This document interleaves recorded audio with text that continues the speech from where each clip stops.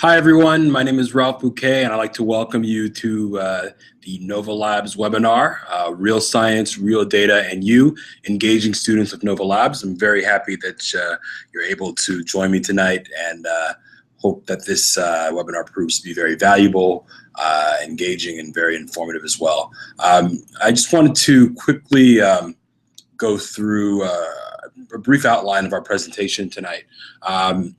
So first, I'm going to sort of start with a brief introduction to Nova Labs, and then go through an overview of each Nova Labs, and sort of give you an outline of what sort of content you'll find in the lab, give you a quick little demo of some of the content, and then close out with some of the implementation practices that you'll find in each, or that you can use to apply each Nova Lab to your curriculum. And then we'll close out with Q&A. Before we get started with that, though, just wanted to sort of fill you in on a few logistical details. If you look to the right hand, upper left right hand corner of your screen, you should see these small little squares that represent apps. There are two apps that are available for you to use throughout the course of this webinar. One of them is the Q&A app. You can use that to submit any of your questions that you may have about the content, and I'll make sure to answer them at the end of the presentation. In addition, there is also a Showcase app, and in the Showcase app there are two links. One link is to the Nova Labs website, and the other one is to a collection on PBS Learning Media, and that collection contains many of the resources that I'll be talking about during the implementation portion of this presentation. So with that said, again, please feel free to submit any of your questions via the Q&A app in the corner, and I'll do my best to answer them towards the end of this presentation. So we'll just go ahead and get started. Now, just wanted to back up and sort of explain where Nova Labs fits into the big ecosystem that is Nova at WGBH. So WGBH is the local PBS affiliate, and by local I mean Boston. And Nova is one of the big productions of WGBH. And within Nova, there are quite a variety of different projects. And let me just give you a big picture of what the WGBH produces. These are just some of the many products, and particularly educational products that you'll find from WGBH, and that includes Nova and its resources, as well as Plum Landing, a really popular environmental science resource for younger students, Science Friday, Curious George. These are just a few of the properties and educational resources that you'll find within the WGBH pipeline. Now, where Nova Labs fits in is under the big Nova umbrella. So there are, as you can see here, quite a few different resources that we have. Nova Education is sort of our main education wing, and within that we have Nova Labs product, which is one of our premier education products. But in addition to that, we also have Nova Next, which is a science journalism wing, and it's this really great resource if you're interested in getting your students excited about journalism, and particularly about science communication and how that works. Nova Next is a great resource to find good articles, and on a daily basis you'll find great new content being pushed out of Nova Next. The Secret Life of Scientists and Engineers is a really great way to sort of share profiles of a diverse group of people throughout the STEM fields. And so you can find the videos and interviews with scientists and engineers across different fields. And again, definitely feel free to check these out on your own time. These are just a few of the things that you'll find within the Nova universe. And now to Nova Labs. So what exactly is Nova Labs? So a brief definition of Nova Labs is that it's a free digital platform that engages teens and lifelong learners in activities and games that foster authentic scientific exploration. And our main goal around Nova Labs was creating a place where we could take real data from real data sets that scientists actually work on, and package them in a way that would make them accessible for students to use in a classroom setting, but also really use them in a way and package them in a way that would excite students to want to pursue these fields, and to want to learn more about what working in a variety of these STEM fields actually looks like. And so part of that experience comes from an understanding of what citizen science is. And citizen science, as most of you know, is sort of when you allow amateur or non-professional scientists, i.e. citizens, to actually conduct and contribute to real scientific research. And here are some of the great examples that you can find online and in the real world, obviously, like Zooniverse. RNA Lab of Ornithology has been around for a while and done some really, really great work in bird watching. And uBiome actually allows people to track and understand the human biome. And so these are just a few of the great projects, citizen science projects that exist. Now, unfortunately, sometimes, like, while these are really, really great ways to learn and to experience what scientists actually do in the field, there are a couple of barriers to entry when you're trying to do these sort of projects in the classroom. And one of the main ones being, of course, as always, time and resources. You as an educator sometimes may not have the time and the resources to get the materials to work on these projects, or even to have the opportunity to take students out into the field and actually participate in some of these projects. Another issue is alignment to standards. Like, there are many of these projects are really, really interesting, really engaging, but they may not directly align to the sort of content that you're expected to teach in 6th to 12th grade science. The third one is often is contextualization. So sometimes these projects sort of can sometimes exist in vacuums where they don't give you a lot of context to understand what is actually happening and why it might be important. And one of the ways in which we address that is through the media that we create that really helps students understand why these issues are so important, how they apply to their daily lives. And so through Nova Labs, we take some of the elements that you'll find in citizen science, like using real authentic data sets, and then we add a few other ingredients to sort of address these issues and make this sort of experience accessible to you as the educator. And again, some of the pieces that I'm going to talk about briefly, real data, game-based learning, high-quality media, and classroom implementation. And these are sort of the 4 big pieces that you'll find consistently throughout each Nova Lab.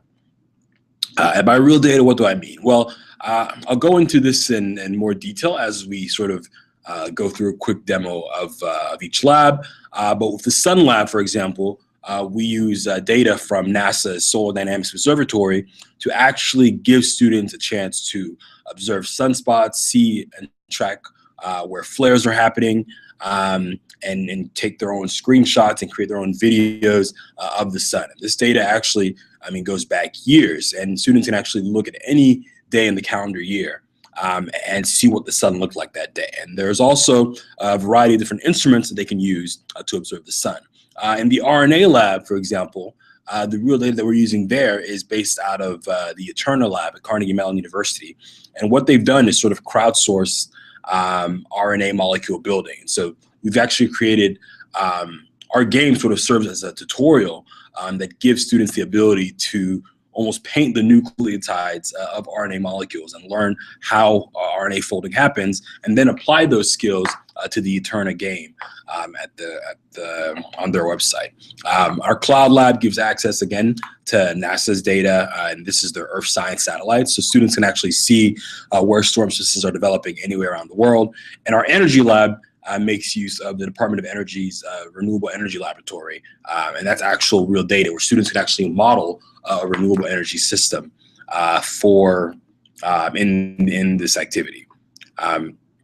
Now, game-based learning. So what do we mean by that? With game-based learning, we basically take a lot of the elements that you'll find in many sort of traditional games that students might play on consoles or even on their phones, and apply a lot of those principles to the lab. So there are things like missions, adding levels, things like scoring performance and getting achievements after the completion of every level. We sort of compartmentalize and partition the content into sort of unique sections of the game that students have to unlock in order to advance in the game. And so one of the great things, there's a lot of research that shows that game-based learning, or adding sort of gamifying the resources that students engage with in a classroom is a really, really great way to not only increase motivation and interest and engagement, but also serves as a really, really great way to improve their ability to actually retain the knowledge. Because in a game environment, students are forced to sort of very actively recall knowledge and actively recall content, and that process really helps them to retain information in a way that's that sometimes you can't find in normal traditional pedagogical settings. The third thing is high quality media. And I'm not going to actually play this video. We might not have enough time, but this is just an example of a video from from the RNA Lab, and you can sort of check it out for yourself. Yeah, so we'll just skip that. And then the fourth one is classroom implementation. And if you go to, so you should see on the right-hand side of your screen, there's a upper right-hand side, you should see a little button that allows you to open up the showcase. And in the showcase, you'll see a link to the PBS Learning Media collection for Nova Labs. And there you'll find all the curricular resources for the Nova Lab. So that includes videos that you can download, discussion questions for each video, lesson plans for each lab, as well as teaching tips that you can use to apply or to implement these labs into your curriculum. So, and actually before I do that, let me just quickly jump in and do a quick overview of the lab's website. So let me just stop the screen share very quickly. Hi everyone, there I am. And let me just screen share one of the pages just so you can get an idea of the website. So here's the website for Nova Labs. And again, you'll find the main labs on the front page.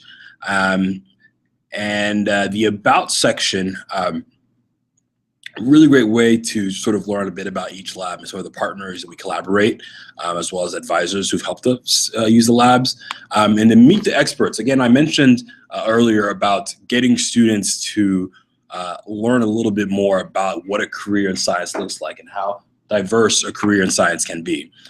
So in the Meet the Experts section, you can actually read sort of profiles of a variety of different scientists or people in these fields who do a really diverse set of, or have a diverse set of responsibilities. So people who are actually animators, people who do sort of the hard traditional lab science people think about, people who are computer scientists in each field. It's a really, really great way to learn more about what they've done and what their past is and actually see some of their research as well.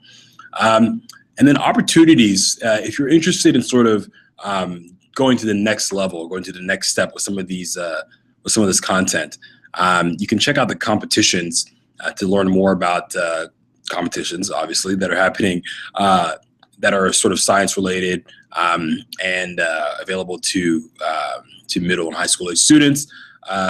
Students are interested in doing field experience. There's a couple resources there, as well as online and summer programs. And then finally, the Educators tab is where you'll find the guides. And so there's a guide for each lab, and each guide sort of gives you a lesson plan, some discussion questions are there, links to external resources. And if you want to actually see more, you can jump directly. And here's, for example, the cybersecurity guide. There's a link that takes you directly to the PBS Learning Media collection. And this is where you'll find a much more robust set of materials, including discussion questions. So here, if you want to watch the Cybersecurity 101 video, you can download it here. You can go to support materials and get discussion questions. You can also learn a little bit about the standards that apply to each lab. So that you'll find all that information within the Educator's Guide. And there are also a couple other details. For example, for the cybersecurity one, we included a glossary, since a lot of the terms students may be unfamiliar with them, as well as the standards alignment guide. So just a quick overview, just so you know where everything is on the website. Now I'll just sort of jump back into the presentation. And so let's see here. Okay, all righty. Now, so right now we have 5 labs that are available. for you to use. And our sixth lab, the Evolution Lab, is coming soon in April. Really, really excited about that. And each lab focuses on a different area of active research. They somehow illustrate those key concepts with engaging videos. Usually, we try to aim about 4 to 6 videos for each lab. And there also are resources for educators. And so before you get started and before you use these labs in your classroom, really, really important that you are aware of some of these details. All the labs are web browser based and fully accessible on iPads except for the RNA Lab, which is built in Flash. The labs were generally appropriate for middle school to high school age students. However, the videos, if you are an elementary school teacher, the videos are really, are really informative and really well done and can be used in elementary school settings. And definitely always encourage students to actually create accounts. That way they can save their progress in the labs, and they can also track how they're doing and actually print out a report that shows how much of the labs they've completed.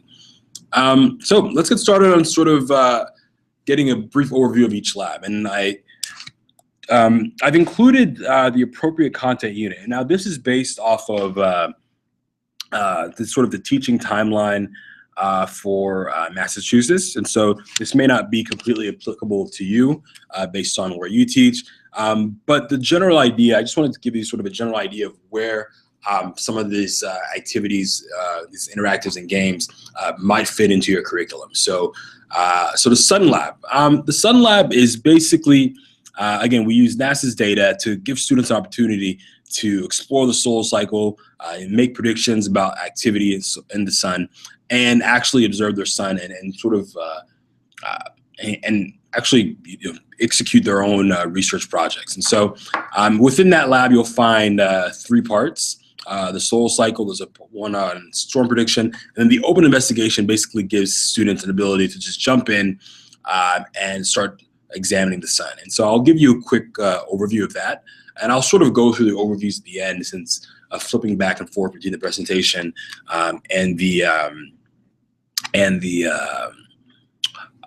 browser is a little bit tricky. So, but again, the content for this lab, definitely when students are learning about weather and sort of the role that the sun plays in weather, when they're examining and learning about planetary science and astronomy, and also in physics. So the tools that students actually can use to examine the sun, obviously a lot of them involve understanding the electromagnetic spectrum, and so you'll find information about that in this lab. And so this is sort of briefly what it looks like, and this is the open investigation part. So basically, students have a date range. They can jump into any time in the calendar year and observe what the sun is doing. And they can use a variety of different instruments from different observatories and across different wavelengths to actually observe the sun. And so I'll jump into that a little bit towards the end. The Energy Lab. So the Energy Lab is basically an opportunity for students to explore the fundamentals of what energy is, understand why sources are running low, and actually get the chance to design a renewable energy system for a U.S. city. So in this game, they play the role of a civic engineer who has to design a renewable energy system for a city. So they're given 5 cities, and they have to examine the potential of each type of renewable energy source in that city, take into consideration the cost, the area that they have, and then basically spend a certain amount of money on each system and then run their model to see if it actually holds up and works. And this data, again, is real data that actually comes from their from the Department of Energy's Renewable Energy Laboratory. And so it's really interesting because this interactive is dynamic, so it changes every time throughout the year. And so again, when students are learning about energy and renewable energy in grade 6 and 8, and physics as well, really there's some really great videos that talk about how exactly electricity is produced, and also in chemistry as well, some great resources there. And this is just sort of what it looks like. In this case, students are assigned to design a renewable energy system for a test in Arizona, and they actually have to take a look at their budget and sort of spend that money on different sources and see what happens over time and run that model. And the Cloud Lab. So the Cloud Lab has two main parts. So the first part of the Cloud Lab is the cloud typing activity. And in this activity, students are basically are given a gallery full of clouds. They have to basically identify what type of cloud they are, and then they learn a little bit about what what weather sort of each cloud can be indicative of. The second part is the reconstructing a storm activity. And in this activity, students actually have to look and profile several storms. And this was produced right after Hurricane Sandy. And so there's a lot of data there where students can actually learn and track Sandy's growth over time. Obviously, this is a really, really great activity for students who are learning about weather and sort of the role, the water cycle, and how it changes throughout the course of a storm. Learning about populations and ecosystems. Some great stuff in here for physics as well, and chemistry as well. And here, this is an example of the reconstructing a storm activity. And so here, students are. I think this is actually Hurricane Arthur that hit New England this past summer.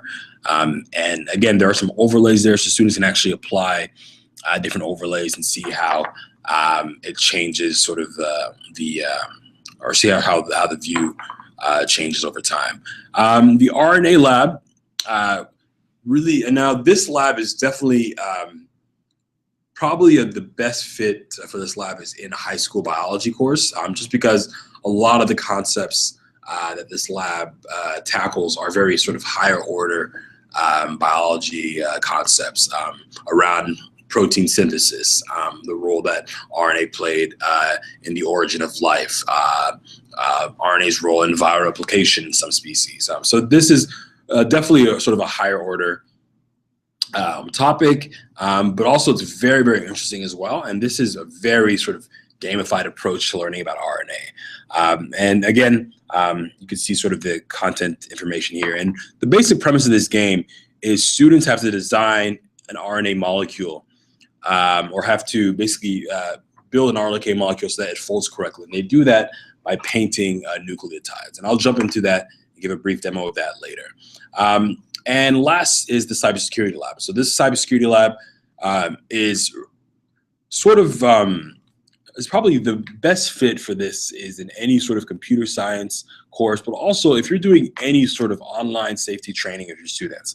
And this is sort of, I mean, this is essentially almost a prerequisite now. I mean, given just the, given the penetration of computers in the modern classroom, it's really, really important that students are able to understand online safety, are able to make good decisions about the content or about what, link they click on or what email they open. And so here, students play the role of a chief technology officer of a company, and they basically have to spot phishing scams, understand the basics of coding, and learn how to sort of build better passwords. And so, again, great fit for any online safety training. Sort of if you're using computers in the classroom, this is a great activity to do at the beginning of the year before you get the students on the computers. And we've actually found that, I mean, we actually have got word from companies that are actually using the Cybersecurity Lab as sort of employee training because of how useful the content is. And I'll just sort of transition now into showing you more in-depth details about these labs. So let me just hop out of the screen share and I'll jump right back into the browser. All right. And here we go. So here's, and again, I'll just give a brief sort of 1-minute flyby of some of these labs. So this is the Sun Lab. And here you see sort of what I mentioned earlier, the instruments, and students can add additional instruments and add more than one filter. So it's really interesting because I think a lot of students will sort of, I mean, this will sort of remind them of Instagram filters in a way because they're, based on what they put on, they can get a completely different look. And so if I sort of do this and turn this on,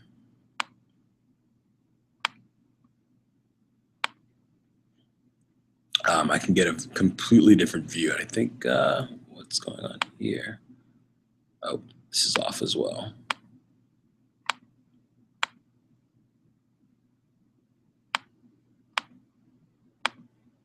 All right, there we go. And based on sort of the wavelength measurements, I can get a completely different look of the sun. And suddenly, sunspots that were invisible before are much more visible here. Go even further. It's a very, very different look here.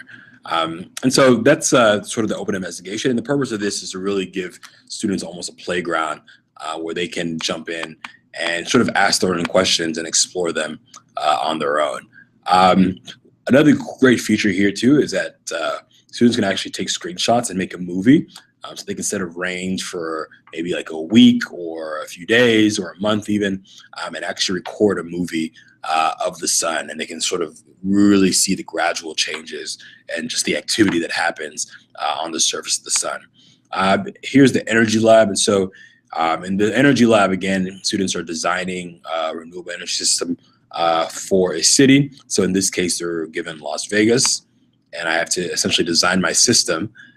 So I have a budget of $2 billion. I have this amount of area. And so I basically take a look at the potential of each energy. So here, it's clear that solar energy is definitely, there's a lot of that in Vegas. So I probably want to invest a lot in that. And I want, if I want to do really, really good solar cells, I'm going to increase the efficiency.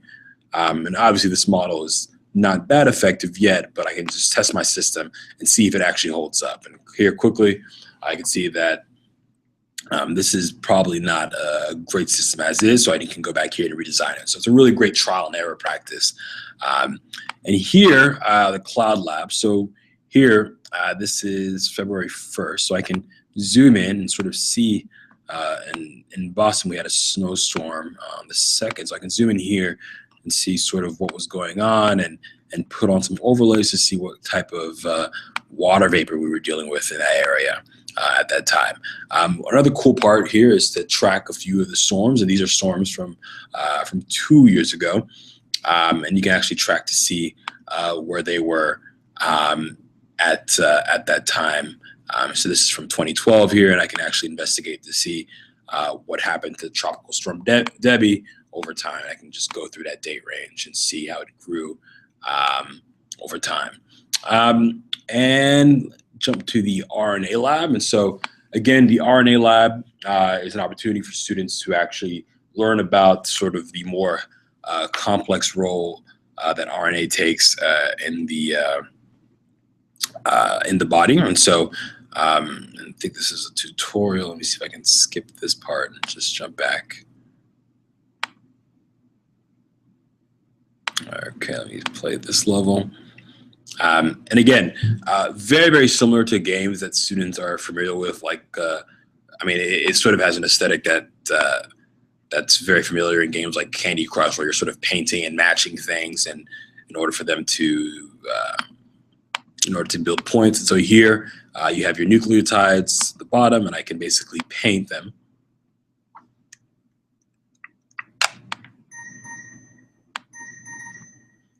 And I can add different sort of bonds here, so this will make this stronger right there. And again, they go through a variety of levels, and they have sort of missions and goals. So here I have to make at least 10 AU bonds in order to beat this level. And these models are actually based off of real RNA molecules. And the purpose, again, of Eterna is for them to figure out all the types of RNA molecules that can be built and see how some of them may be used and applied to therapies for treating a variety of different diseases. So it's really, really awesome, because the work that students do here, they can actually take those skills they develop here and then go all over to Eterna and actually continue to build them for the purpose of actual scientific research. So again, very, very strong citizen science connection in the RNA Lab. And finally, this is the Cybersecurity Lab. So here I have several levels and challenges that I can complete. And so here's an example of the social engineering challenge. And this challenge, you're given 2 web pages, And you have to identify which one of these is legitimate and which one is a phishing scam. And so here I might see a couple of things like the logo is different. And once I identify all the differences, I can then identify which one is the phishing scam. And sort of there's information that tells you and explains why you have to be careful about these sort of details. And so I think I got 4 or 5. Oh, clearly that's not the Google URL. And once I do that, it's clear that this one is the phishing scam, and it actually describes and explains why these issues are problematic. So again, definitely great resource if you're teaching your students about online safety, teaching them about cybersecurity, especially in this day and age where, I mean, there's sort of a big hack or a cyber attack happening almost every week now in the news. It's really critically important students understand that those small sort of steps that they can take to protect themselves and their data and private information. And so that's sort of what you'll find in each one of the labs. And I definitely encourage you to explore them on your own time and see what works and fits for your classroom setting. And I just wanted to really quickly show the collection on PBS Learning Media. So again, if you look here, and this URL, there's a link in the showcase section of this webinar. But for each lab, we have a resource collection here. And so you can see here, this are resources for the Cloud Lab, and that includes links to the interactives, videos, and again, you can download the videos and discussion questions and lesson plans. So you'll find all that information and all that, all these resources are free to download and use at your discretion. One great resource that you have if you create an account in PBS Learning Media is the ability to create folders. And so you can favorite the resources with this little heart icon and then dump them and organize them into a folder so that you can use and also share with your colleagues as well. And so last thing I want to talk about is implementation. So let me just jump back into the presentation.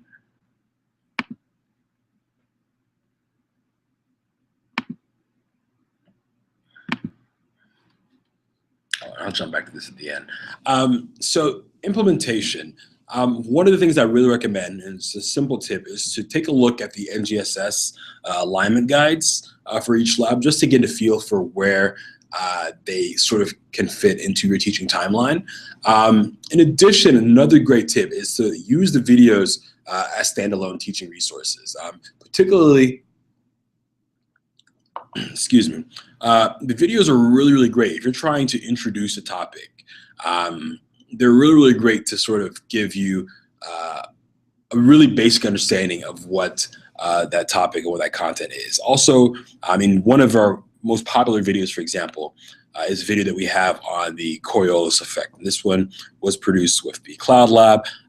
That video has been viewed over 200,000 times on YouTube because it does a really, really good job of introducing and explaining that topic. And so definitely take a look at the videos and see where they fit into your curriculum and where you can use them to introduce a topic or to even for students to do independently, to watch independently and answer discussion questions for. And definitely check out the PBS Learning Media collection that I just talked about earlier. One of the things, though, I think makes the lab so interesting and great to use in classroom settings is that they really encourage students to practice inquiry. And I think with the 5E lesson plan, this is a lesson planning format that I was a big fan of when I was teaching high school biology and chemistry. And one of the reasons I really like this style of teaching science is that it really provides a guided inquiry approach that I think really closely mimics what scientists actually experience in the field. And so the first E is engage. You first start by posing a problem or asking a question. And usually how I would do this is by presenting students with a case study based on something that's actually happened in the news, and sort of giving them this problem and saying, you know what, how can we use science and how can we sort of approach this problem through a scientific method and solve it and figure it out. And then what you do is you actually, instead of jumping directly into the content, you actually provide students a model or some space for them to actually make predictions and collect data. So one way to do this, say your problem the question you're posing was sort of what is the sort of the relationship that we see with very warm water temperatures and hurricane strength?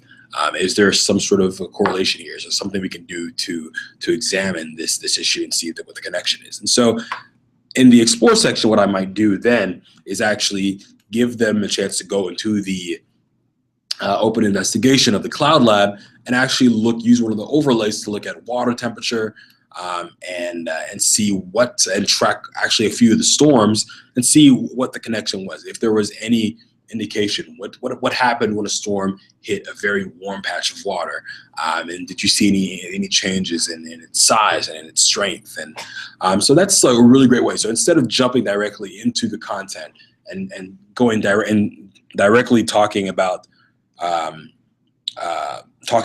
the connection between, or talking about how storms develop, you actually give them a chance to explore that and make their own predictions and collect data on their own. And then you get to the explain section where you sort of do your traditional, didactic content delivery.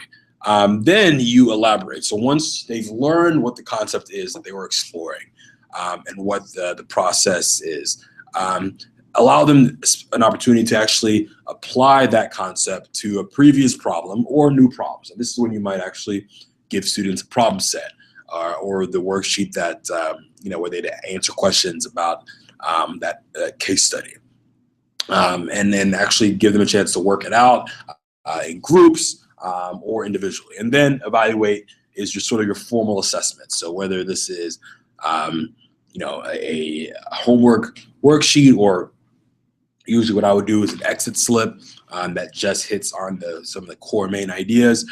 Then you do your formal assessment of knowledge and skills at the very end. So again, I think this is a great model. It's very inquiry based. It really gives students a chance to actually participate in the process of scientific inquiry. Another great way to use the labs is for problem-based learning. So if you are big on doing projects in your classroom, the open investigation to really give students a chance to create their own driving question, execute some sort of in-depth inquiry, use 21st century competencies. And by that I mean using collaborative technology, working in a project and using digital tools. These things are very, very important and very, very important competencies for students to have right now. And actually give them a chance to do an assessment that's project-based as opposed to being based on a written exam, giving them a chance to actually do a presentation on their research. And so definitely use the open investigations in the labs. They are a great way for students to use these data tools to answer their questions.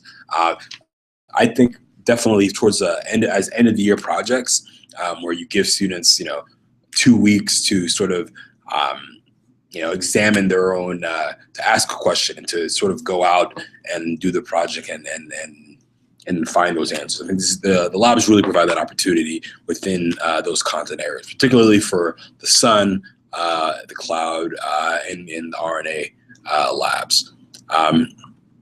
And I just want to go back. So that's basic idea. And definitely if you want to keep in touch and sort of learn more about the labs that we're working on, definitely the Spark newsletter. If you go to the Nova Education website, you'll see a link to sign up for that. So this is a monthly newsletter that we send that has new resources, and every month there are new video resources that you can download and use in your classroom. Also, whenever there are new webinars, we also do some events. We collaborate with other groups to do events as well. Definitely sign up there and follow us on social media. If you go to the Facebook page, it's Nova Labs, and on Twitter @the Nova Labs, you can definitely shoot us any questions, send us any of your questions or comments that way. And then our YouTube page as well. And if you're watching this webinar, you clearly are aware that we have a YouTube page since this is being hosted on YouTube. So you can definitely check that out. And I wanted to just go back and give a brief preview of what's next. So in April, we're very excited to announce that we're launching the Evolution Lab. And the Evolution Lab is really, and it's going to be a very, very immense and really engaging, interactive. And it basically has two parts. The first part of it is the Build a Tree game. And this is a game in which challenges students to actually learn about phylogeny and about evolutionary trees by a game in which they organize species and traits into a phylogenetic tree. And in the process, I mean, they'll learn about geography, learn about the role that DNA analysis plays in phylogeny and in sort of understanding the relationship between species. And they'll get a chance to actually explore this huge tree of life in this activity that is obviously called the Tree of Life. And it's basically a large tree where students can zoom in and on any part of the tree and learn about the relationship between species. And we actually give them a big set of species that they can actually examine and learn a lot about. And again, we'll be definitely showing this and displaying this, or we'll be launching this lab in April. And if you're in the Boston area, we'll definitely be also showing this and displaying it for play in the Cambridge Science Festival. So there will be some really great previews of some of the content there. And definitely, if you have any questions about this, feel free to reach out to me or to reach out to us via Facebook or Twitter. And so this is a really, really great and exciting platform that we're working on, and we're really excited to be working with the Harvard School of Engineering and Applied Sciences. The Life on Earth team has sort of set the groundwork for developing this content, and we're working with them to create the Evolution Lab. We're really excited about that. So definitely stay tuned to that, particularly if you're a biology teacher. This is something, evolution is obviously one of the core central ideas of biology, and so it's really, really great resource to teach that to your students. And so that is about it for me. And again, one last announcement, the Teacher Advisory Board. If you're interested in giving us your feedback, definitely feel free to check out. We have a link on our Facebook and Twitter pages about the Teacher Advisory Board. Really great way to give your feedback. We send out usually monthly surveys and also give you an opportunity to also contribute as well. So again, yes, thank you again for tuning in. If you want to contact me, you can reach me at novalabs@wgbh.org, and also feel free to follow us on Twitter and like us on Facebook, and definitely you'll hear more about us as we get closer to April and to the launch of that lab. And so just wanted to take a look to see if there are any questions, and let me just close this out quickly.